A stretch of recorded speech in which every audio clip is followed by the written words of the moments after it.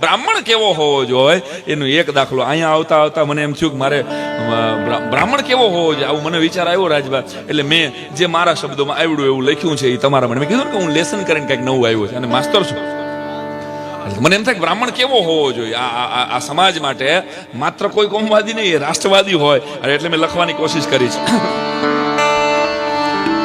કે શાસ્ત્રોનો કરે પાઠ ભવ ભવની બાંધે ગાંઠ સાત્વિક હો જેનો ઠાઠ હશે કોઈ બ્રાહ્મણ આ છંદ ગંગા કાંઠે હું ગંગાથી આવ્યો અને ગંગા કાંઠે આ કાર્યક્રમમાં આવતો હતો અને એમ થયું કે હે ગંગા તું તો ભાગીરથી છો હજારો લાખો 5 કરોડ લોકોની જીવાદોરી છો ગંગા માને પ્રાર્થના કરી હું જાઉં છું જુનાગઢ ભૂદેવોના આમંત્રણ માન આપીને અને અહીંયા બેહીને આ મુખડાની શરૂઆત કરીને છંદ આ પહેલી વાર તમારી સામે રજૂ થાય છે હજી માત્ર ને માત્ર આજના કાર્યક્રમ માટે શાસ્ત્રોનો કરે પાઠ ભવ ભવની બાંધે ગાંઠ સાત્વિક હો જેનો ઠાઠ હશે કોઈ બ્રાહ્મણ શિવની ભક્તિ સંગાત શિખા સૂત્ર જનોય સાથ ભાલ તિલક માળા હાથ હશે કોઈ બ્રાહ્મણ શોક બોલે લગ લગાટ હૈયે ના હોય ગાટ વેદોની વાત અફાટ વિદ્યાના દાની અને એ સનાતનનો દીવો હોય બ્રાહ્મણ મરજીવો હોય આત્મજ્ઞાની બ્રાહ્મણની એ જ છે નિશાની ભાઈ આત્મજ્ઞાની બ્રાહ્મણ એ જ છે નિશાની ભાઈ આત્મજ્ઞાની બ્રાહ્મણની એ જ છે નિશાની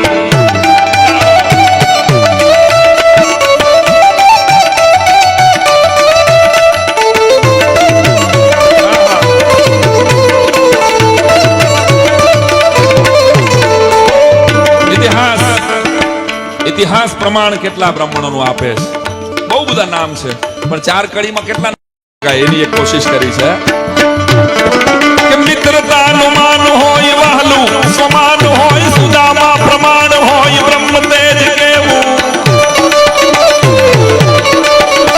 અને રામનો વિશ્વાસ હોય માનસ પ્રકાશ હોય સંત તુલસીદાસ હોય વિપ્ર તેજ કેવું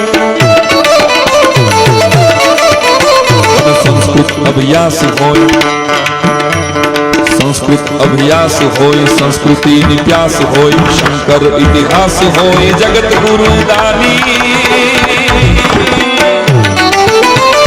સનાતનનો દીવો હોય બ્રાહ્મણ મરજીવો હોય આત્મજ્ઞાની બ્રાહ્મણની એ જ છે નિશાની ભાઈ આત્મજ્ઞાની બ્રાહ્મણ એ જ છે નિશાની ભાઈ આત્મજ્ઞાની બ્રાહ્મણની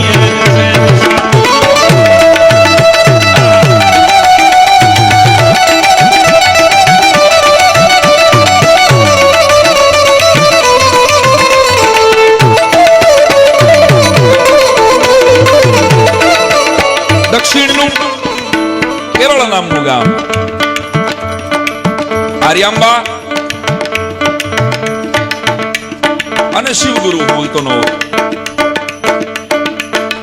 લગભગ 40 વર્ષ લગી મહાદેવની આરાધના કરે નમઃ શિવાય નમઃ શિવાય નમઃ શિવાય નમઃ શિવાય ની જાપ કર ભગવાન પ્રગટ થાય માગો દંપતી હું તમારી પર પ્રસન્ન છું એટલે 2 હાથ વિનંતી કરી શેર માટીની ખોટ છે સંતાન નિસંતાન છે તો શું જોઈએ કેવો દીકરો જોઈએ ચક્રવર્તી રાજા આપું 1000 વર્ષ સુધી જેનો આ ધરતી ઉપર રાજ રહે એવો ચક્રવર્તી રાજા આપું બોલો એટલે 2 એકબીજાની સામું જોયું કે ના બીજો વિકલ્પ આશીર્વાદ દેવો છે ભોળાનાથ તો ચક્રવર્તી રાજા નથી જોતો બીજો વિકલ્પ છે ત્યારે ભગવાન ભોળાનાથ અરે પણ ભૌતિક સંપત્તિનો માલિક 2 વિકલ્પ છે એક ભૌતિક સંપત્તિનો માલિક આપું અને બીજો અભૌતિક સંપત્તિનો માલિક આપું આયુષ ટૂંકું હશે પણ રાજા નથી જોતો તમારે તો કે ના ચક્રવર્તી નથી જોતો તો કે ના આ ધરતી ઉપર રાજ રહીએ જ્યાં સુધી સીમાડા સમય રહીએ ત્યાં ના એવો નથી જોતો ભૌતિક સંપત્તિનો માલિક નથી જોતો મહાદેવ અભૌતિક સંપત્તિનો માલિક જોઈ છે સંતાન તરીકે તો નિશ્ચય પાકો છે તમારો તો કે હા અને ભગવાન ભોળોનાથ મરક મરક મરક મરક દાંત કાઢે કરે ભૂદેવો જો તમે ભૌતિક સંપત્તિનો માલિક માંગ્યો હોત ને તો હું કોઈ પણ દેવતાને તમારી ઘરે કોઈ પણ ગણને તમારી ઘરે મોકલી શકત પણ અભૌતિક સંપત્તિનો માલિક તો એક હું છું હવે તો મારે તમારી ઘરે આવવું પડે અને એ સ્વયં શંકર, સ્વયં મહાદેવ શંકરાચાર્ય તરીકે આવે, જગતગુરુ શંકરાચાર્ય તરીકે સાહેબ સમગ્ર ભારતના અત્યારે જેટલા મંદિરો છે, જેટલા સંપ્રદાયો છે, એ બધાના ટીલા ટપકાને એની આરતી તમે હું કરી શકીએ છીએ. એ સનાતન ધર્મ જો જીવતો હોય તો એક જગતગુરુ શંકરાચાર્યની દેન છે સાહેબ. 4 મઠ દ્વારા ભારત શું છે, ભારતનો સાચો નકશો, ભલે આપણો આઝાદીનો નકશો સરદાર વલ્લભભાઈ પટેલ દ્વારા આવ્યો છે, પણ ભારતનો, સનાતન ભારતનો નકશો 4 મઠ દ્વારા શંકરાચાર્યજી આપ્યો.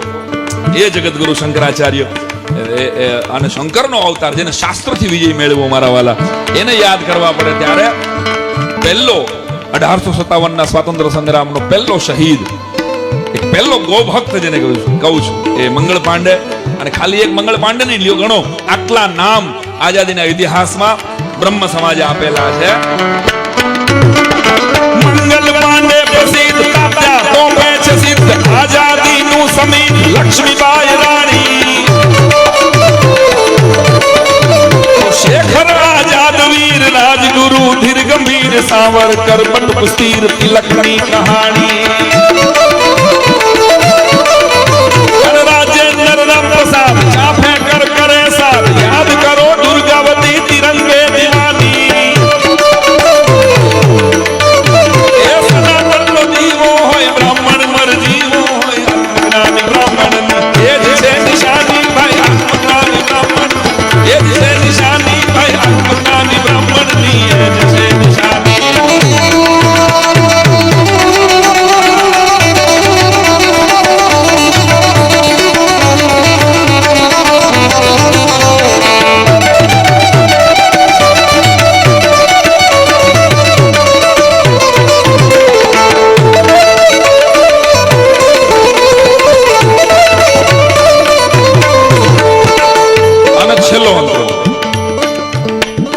દાદા ગોરની વાત કરી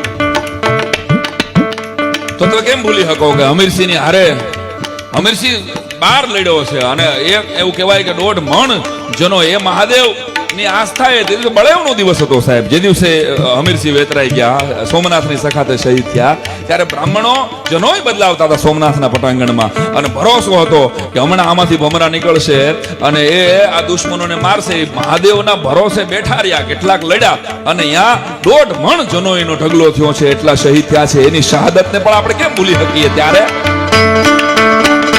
સોમનાથ પ્રાંગણમાં, સોમનાથ પ્રાંગણમાં તળાજાના આંગણમાં લડ્યા છે સબદાંગણમાં પડું ગોર દાદા,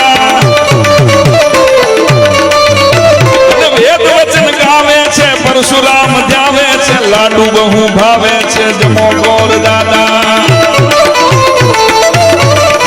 અને મારી પ્રાર્થના છેલ્લી કરી, મારી કોમ માટે, મારી જ્ઞાતિ માટે લખેલી મારા જીવનની આ પહેલી કવિતા, અને બહુ વિવેક સાથે, સેજ વખાણે ન થઈ જાય અને મારે પ્રશંસા તો કરવી પડે. એટલે મેં છેલ્લી કડીમાં આપણો ધર્મ શું છે, આપણે હંમેશા બીજાનું વિચાર્યું છે સાહેબ, તમારું કલ્યાણ થાય. આ આશીર્વાદ દેવાની તાકાત એ 5 વર્ષથી માંડી અને 70 વર્ષના બ્રાહ્મણમાં છે, અને સામેનો સમાજ એટલી આશા રાખીને બેઠો છે જ્યાં સુધી બ્રાહ્મણ જીવે છે. અને એટલે જ અંગ્રેજોએ સૌથી પહેલું કામ કર્યું આપણા ગુરુકુળો તોડવાનું. એને ખબર હતી કે આનો બ્રાહ્મણને મારી નાખો પહેલા. આનો બ્રાહ્મણ જ્યાં સુધી જીવે છે ત્યાં સુધી આને સત્યનારાયણની કથા પ્રજાને યાદ કરાવે છે, અને રામાયણ યાદ કરાવે છે, અને ભાગવત યાદ કરાવે છે સાહેબ. એટલે જેટલા પણ ગુરુકુળો હતા એ ગુરુકુળોને 1857 ના સ્વાતંત્ર્ય સંગ્રામ પછી 1858માં માર્ક્સ મેકોલો નામના એક અંગ્રેજે ઇંગ્લેન્ડ સરકારને રિપોર્ટ કર્યો હતો કે આની આ કોમ્યુનિટી એક એવી છે કે જેની ધર્મ સત્તાને યાદ કરાવે છે, એટલે આની ગુરુકુળ સિસ્ટમને ધ્વંસ કરી નાખો.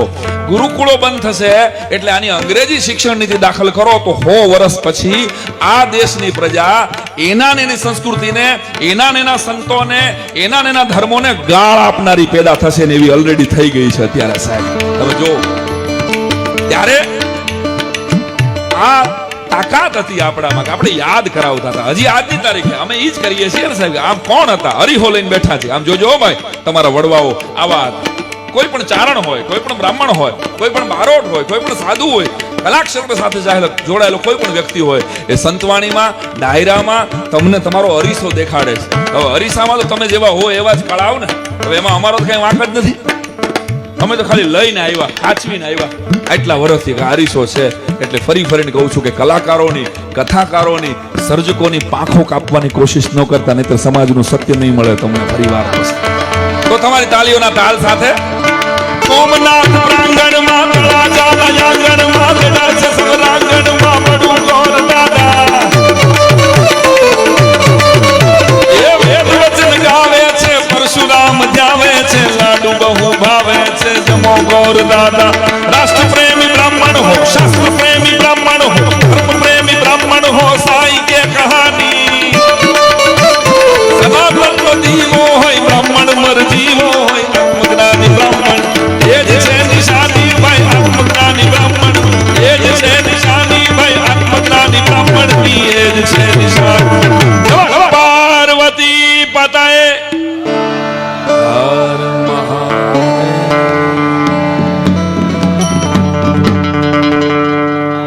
પહેલી કવિતા અને પહેલી વાર ઓડિયન્સ, આ પાઠ પ્રતિષ્ઠા થઈ છે દેવભાઈ. કાયદેસર મૂર્તિ પ્રતિષ્ઠા થાય ને એમ કવિતાની પાઠ પ્રતિષ્ઠા થઈ. કારણ કે ભૂદેવોએ આમંત્રણ આપ્યું, ભૂદેવોએ આવું સરસ આયોજન કર્યું, એટલે મને એમ થયું કે મારે ક્યાંક લખવું જોઈએ, જેવું આવડ્યું એવું. અને કવિ છે ને આપણા ધરતીમાંથી કવિ કેટલા બધા છે. રાજભા પણ સરસ મજાનો કવિ છે, હું મારી રીતે ભાંગું તૂટું લેખા કરું. આપણા દેશમાં કેટલાક કવિઓ આગળ પડતા છે, કેટલાક પાછળ પડતા છે. કેટલાક કવિઓ આગળ પડતા છે, કેટલાક પાછળ, ટૂંકમાં વસ્તી કરતા વધુ પડતા છે. વસ્તી કરતા વધુ પડતા છે. એટલે અને કવિ તો વોટ્સઅપ પર બહુ હાલે છે. મને કવિ આમાં શું કહેવા માંગે છે ખબર છે? એ મને ખબર. તમારે કયું હું હાલતું હોય એની મને ખબર હોય. 18 વરણ ભૂદેવ કહે છે આપણને. આ કઈ કોંગ્રેસે કે ભાજપે આપેલો શબ્દ તો છે ને. આ તો હજારો વર્ષોથી હાલ્યું આવે કે ધરતીનો દેવ તમને કહેવામાં આવે, જગતનો તાત ખેડૂને કહે છે. આ કોઈ સરકારી ઇલકાબ નથી, આ 18 વરણનો ઇલકાબ છે. ક્ષત્રિયોને બાપુ કહે છે. આ કઈ હું કોઈ પાર્ટી આપેલો ઇલકાબ છે? અરે સમાજને લાગ્યું છે કે આ બાપની જેમ અમારી રક્ષા કરે છે, એટલે એને બાપુ કહે. સમાજને લાગ્યું છે સાહેબ કે આ ભૂદેવ છે, ધરતીનો દેવ છે સાહેબ, એટલે એ પગે લાગે છે. હજી એવા કેટલા મારા ફોનમાં એવા લગભગ 100 થી 200 જેટલા ક્ષત્રિયો છે, એવા આહીરો છે, એવા કેટલાય વરણના મિત્રો છે કે જે પેલો ફોન કરે તો હું તો કઈ ત્રિકાળ સંધ્યા કરતો નથી શિખાસૂત્ર રાખતો, જનોઈ છે. હા, પણ એ મને ફોન કરે પેલા ગોરદા પાઈ લાગી, આશીર્વાદ બોલું પછી આગળ વાત કરે, એટલે આશીર્વાદ આપો. ભરોસો સાહેબ, અને કેવો ભરોસો. એક નાનકડો દાખલો. મુંદ્રા કચ્છ નો રસ્તે અમે જતા હતા, ઉનાળાની બપોર હતી. એક સમાજનો બીજા સમાજ માટેની આસ્થા કેવી છે સાહેબ, આનો મારી હારે બનેલો ઘટનાનો દાખલો કહું તમને. બપોરે લગભગ 1:30 વાગ્યા હતા અને ગાડી અમારી ખરાબ થઈ અને અમે બરાબર અઠવાણા, અને થોડા વર્ષો પહેલાની વાત છે. ધોમ ધકતો તડકો. હવે ચાંદલો તો સ્વાભાવિક રીતે કર્યો જ હોય, બ્રાહ્મણનો દીકરો છે, એ ચાંદલા વગરનો કપાળ હોય, એ ચાંડાલનું કપાળ કહેવાય મારી દ્રષ્ટિએ. બ્રાહ્મણ છો આટલું તો કરો, બીજું કાંઈ ન કરી શકો ને, એટલીસ્ટ ચાંદલો કરીને તો નીકળવું જોઈએ.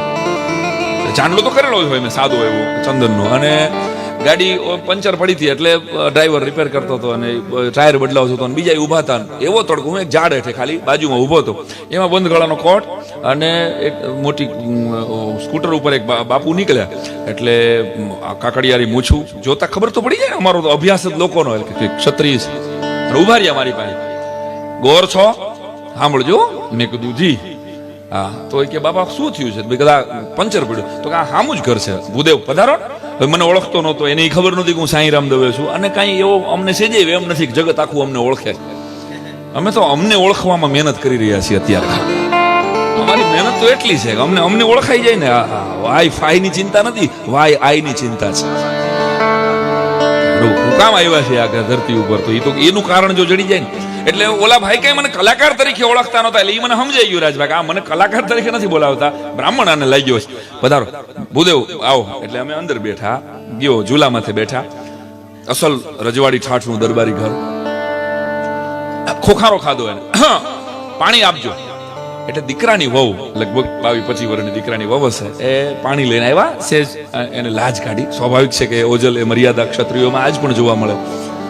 એટલે પાણી આપવા આવીને જેવી રહોડાની બહાર આવીને પછી જે એક વાક્ય એ દરબાર બોલ્યા સાહેબ, મને મારી નાત ઉપરથી આમ કહેવાય ને રૂવાડા થઈ જાય, મારા બેઠા થઈ ગયા. જયદેવભાઈ ઈ દાદા લગભગ 65 ના હશે. એને રાજભાઈ એટલું કીધું કે બેટા આ ગોર છે અને ગોરની આપણી દીકરી માથે નજર ન હોય, આની લાજ કાઢવાની જરૂર નહીં તમારે.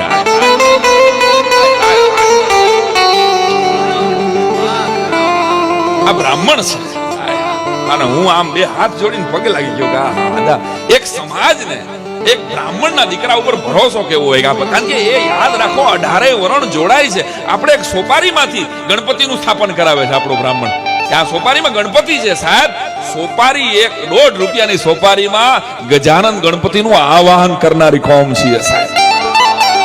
આ કેટલી શ્રદ્ધાથી 18 વરણ આપણી યારે જોડાય છે. હાય હાય કે આજથી તમે સૂર્યની સાક્ષીએ, આવું કહેવાય છે કે સૂર્યની સાક્ષીએ અને હું બ્રાહ્મણના વચને તમારી સાથે લગ્ન ગ્રંથિથી જોડાવું છું. બ્રાહ્મણના વચનની તાકાત કેવી હોય સાહેબ. આનું ગૌરવ એક બ્રાહ્મણ કર્મકાંડ કરતા હોય કે ન કરતા હોય એને સમજવાની જરૂર છે સાહેબ.